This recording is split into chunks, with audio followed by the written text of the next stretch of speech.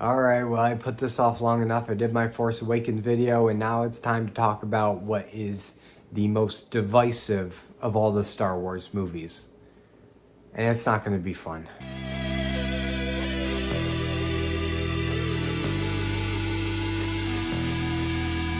Star Wars Episode VIII, The Last Jedi. Now, The Last Jedi came out in 2017. It was written and directed by Rian Johnson. This was not written by Lawrence Kasdan, who wrote The Force Awakens, and is a completely different direction and vision for the trilogy than what I believe J.J. Abrams started out with originally. And I feel like there's no argument about that anymore. At the time this movie came out, I saw it and I had some concerns, but overall I had a pretty positive experience with it, mainly because I was fresh out of high school, huge Star Wars nerd, really optimistic with this franchise going forward. I loved what was set up in The Force Awakens, so I was super hyped to see how this would continue. And when I walked out, I had this kind of unfulfilled feeling, which has only grown over the years. The more times I watch this movie and the sequel trilogy as a whole, I keep scratching my head at why they didn't have a cohesive vision for this franchise. Because clearly Rian Johnson's vision for this movie is not continuous with what was set up in the first movie, and clearly had no plan going forward for the third movie. He was just going to throw it off to Colin Trevorrow to do the next one, which he ended up walking away from, and they ended up bringing back J.J. Abrams to do the third one as a kind of damage control with what happened here. But it just blows my mind, why couldn't they have planned this trilogy out with a beginning, middle, and end, and have some kind of cohesion? Because this movie just goes off the rails as far as characters that were established, build up and payoff of backstory, and just a whole bunch of other things that we're gonna get into. So let's get into it. So The Last Jedi picks up pretty quickly after the last movie left off. And this movie is probably the only Star Wars movie to pick up literally in the same scene where the last movie left off. And that's when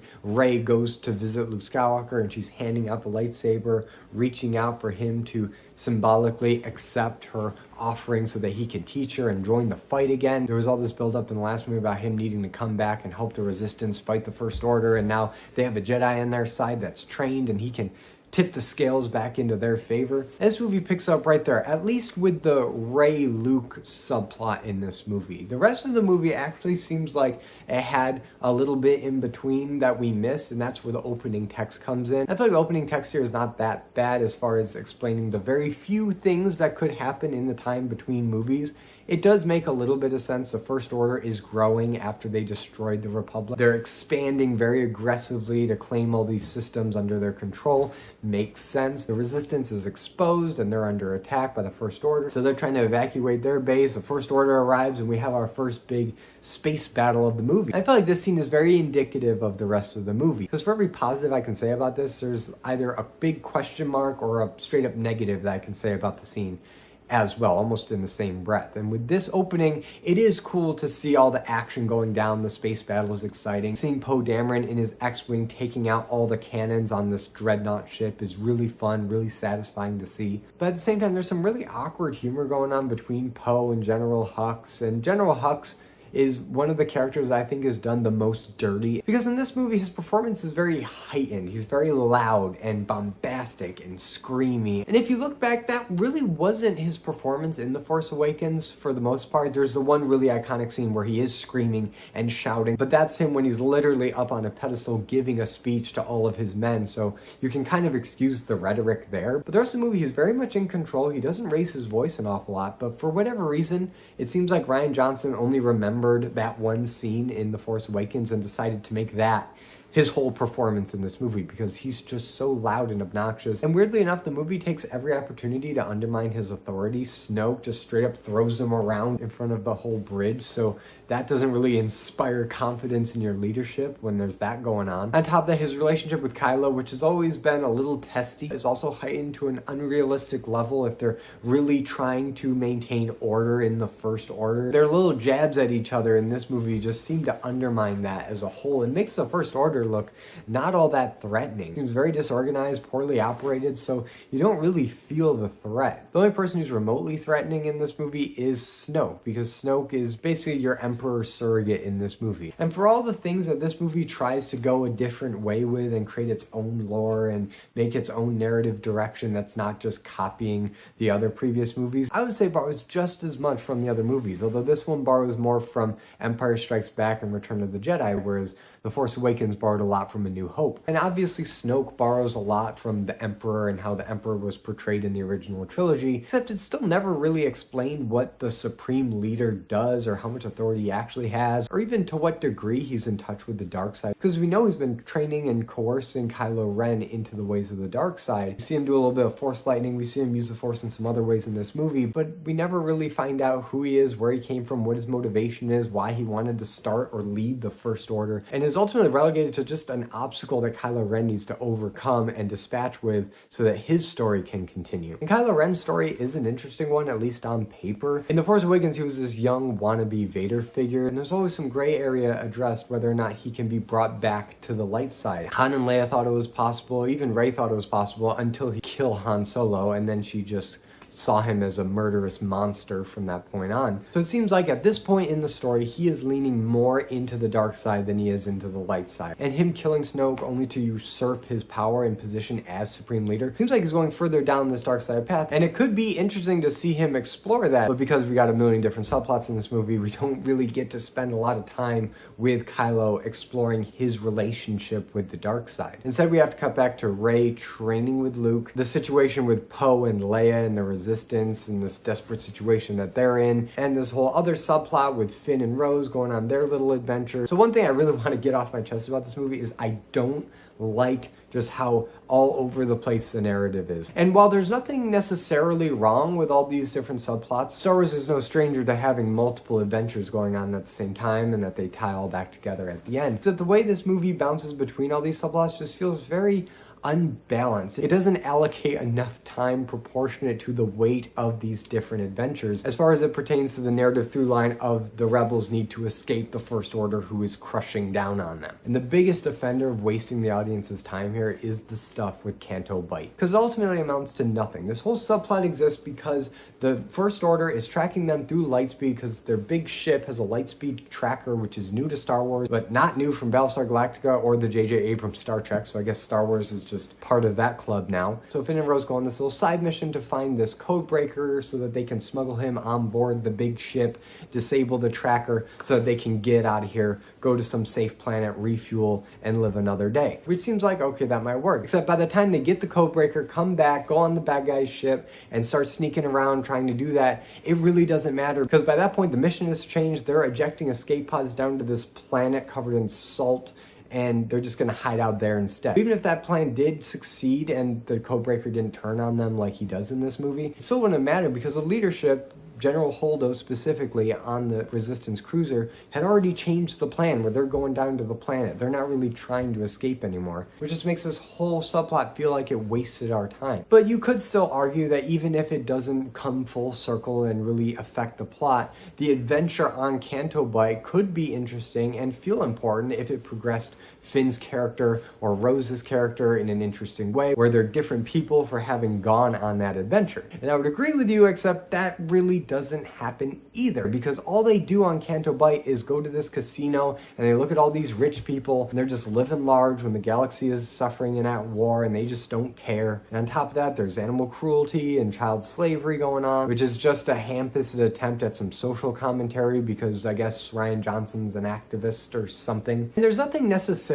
wrong with commentary in a Star Wars movie. I mean, just look at Return of the Jedi. You have these indigenous Ewoks with primitive technology going up against the white stormtroopers who are invading their planet, and there's resistance there. That clearly has allegorical elements that are handled pretty well and help further the themes that are already inherent in Star Wars. My issue with Canto Bight is that it just feels like a plot cul-de-sac of way too many commentaries going on at the same time. It's talking about how animal cruelty is bad. It talks about how child slavery is bad. It talks about how war profiteering is bad and how the people that supply the ships and the weapons to the First Order are some of the same people that supply it to the Resistance, and how it's all a machine and that's bad. I feel like they could have easily streamlined that, save us maybe 10-20 minutes, cutting out some of these superfluous commentaries. I wouldn't take out all of the commentary because there is one element that I do find interesting that could have led somewhere really cool for a character, specifically for Finn. Rose is kind of a nothing character. They didn't really do much with her, and it's really wasted potential because they could have used her engineering skill to make her a hacker, to give her more utility in the plot. They could have done a bunch of other things to make her just a little bit more relevant to the overall Star Wars narrative. But with Finn, after they used his inside knowledge with getting into Starkiller Base at the end of the last movie, it seems like they really didn't know what to do with him going forward. So I would argue that him going to Canto Bight and discovering that it's all a machine, that the people who supply the First Order are the same people that supply the Resistance, that could have real implications on Finn and where his loyalties lie, because he left this one ideology because he believed that they were doing evil things and he didn't want to be a part of that. But now him learning that the Resistance might not be as virtuous as he initially thought when he wanted to join up, really no questions asked, that could spark an interesting conflict within him, that now he doesn't really know where to align himself, and maybe he wants to be his own agent and be neutral in the universe and leave the Resistance. I think that'd be a really interesting dynamic with Finn. And I actually feel like all three of our new main characters, Finn, Poe, and Rey, are being challenged and nudged in this movie to ultimately leave the Resistance and be their own faction. I feel like that could have been a really interesting place to go with this story and set up a really interesting third movie. Except this movie ultimately doesn't go all the way with that idea. Finn, despite being challenged with some of these revelations, still stays just as loyal to the Resistance as he always was. Poe's little skirmish with General Holdo, which I'm not really going to go into because it's very convoluted and there's a lot of lazy and convenient writing going on there. At the end of the day, he's still loyal to Leia and the Resistance, and everything seems to be smoothed over after they land on this salt planet. And Rey, I feel like more than anybody else, has the most potential in this movie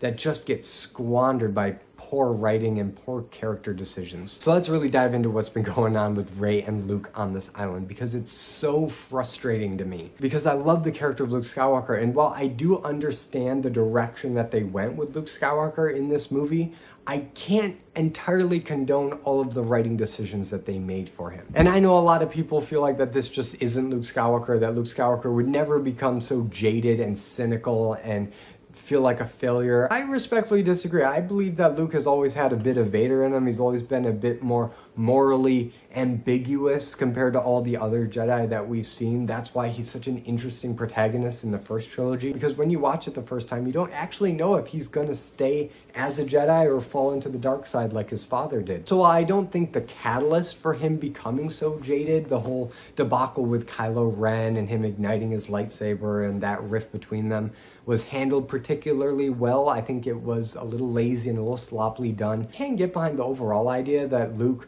through tragedy and Kylo Ren going to the dark side, he lost faith in the Force and he kind of closed himself off and wanted to just die alone on this island. He felt like a failure. That all makes perfect sense to me. And the way Mark Hamill plays it in this movie also makes perfect sense. It's very consistent with that line of thinking. What's frustrating is the back and forth between him and Rey, where at first he doesn't want to train her. He's not interested in training any more Jedi. He's got this whole philosophy about why the Jedi need to end, and it's just ultimately resulted in failure. And given how his character has been set up, it makes sense for him to feel that way. But then Rey starts showing some promise with the Force, and he decides, okay, maybe I will train her in the Force, if for anything else, so she can see that the Jedi need to end. Which doesn't make a whole lot of sense, and is called even more into question, where after her first lesson, he straight up refuses to teach her anymore. He was like, you went straight to the dark side, you're bad news. I've only seen this raw power once before. It didn't scare me enough then, it does now, and I'm not gonna train you. So now we're back to square one. Luke doesn't want to train Rey. Rey is basically still untrained. She barely learned anything in the interim, so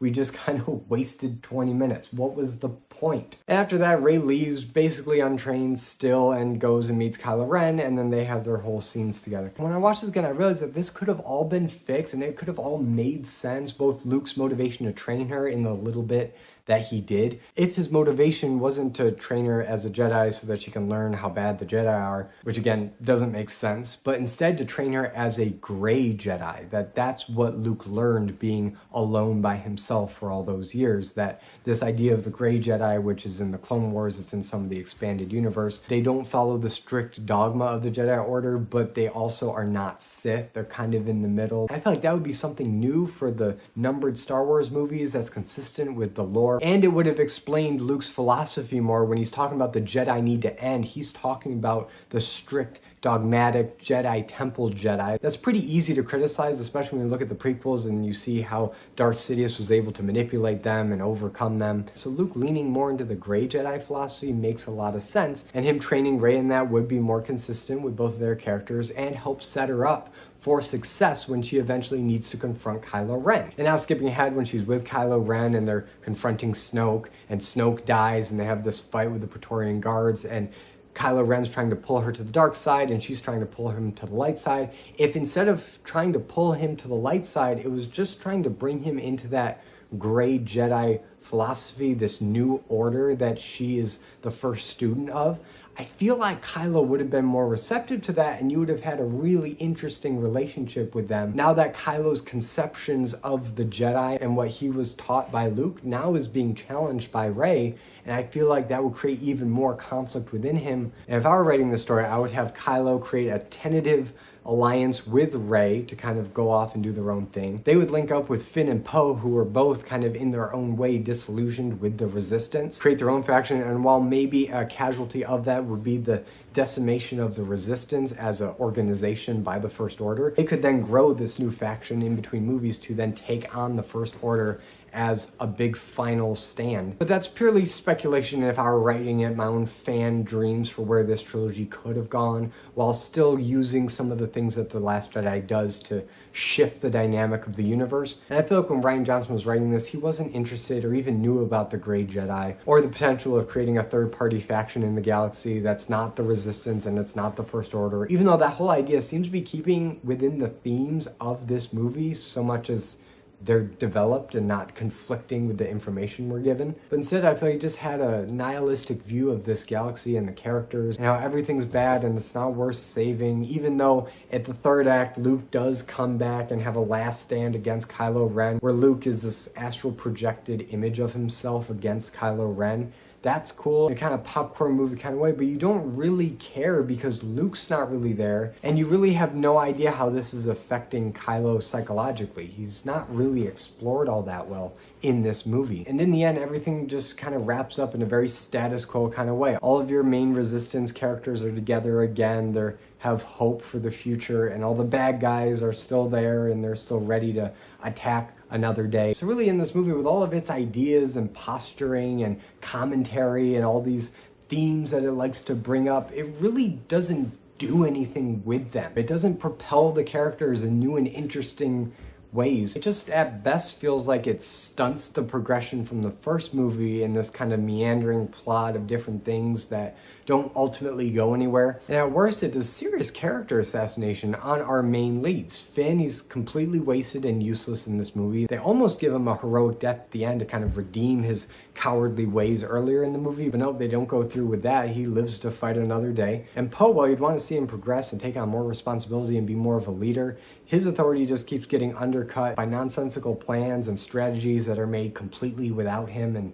excluding him from them. So that doesn't really do anybody any favors. And then we have Rey, who in the first movie was this nobody from Jakku that we found out was actually pretty gifted with the Force, and she started on this journey of exploring that, barely eked out a victory against the First Order in the first movie, and now she has an opportunity to train and hone her skills and be better and learn the Jedi philosophy, or really any Jedi philosophy, even a Grey Jedi philosophy, and she really gets none of that. She just gets a cranky mentor, doesn't teach her a thing, and now it looks like she's just going to do her own thing, read the books, and learn as she goes, which that doesn't really instill a lot of hope in the future of the Jedi. So the real question is, where do they go from there? They still have a third movie to deliver on as some kind of wrap-up, and now everything just kind of looks like it's fallen apart. And that's why Last Jedi might be my least favorite Star Wars movie, because they took these ideas that were set up in the first movie and either didn't deliver on them, ignored them, contradicted them, and with the new original ideas that they bring to the table instead, they also just don't go anywhere with those either. They don't go all the way with it. And if they had at least gone all the way with some of those ideas, push Rey, Finn, Poe, Kylo, all our new characters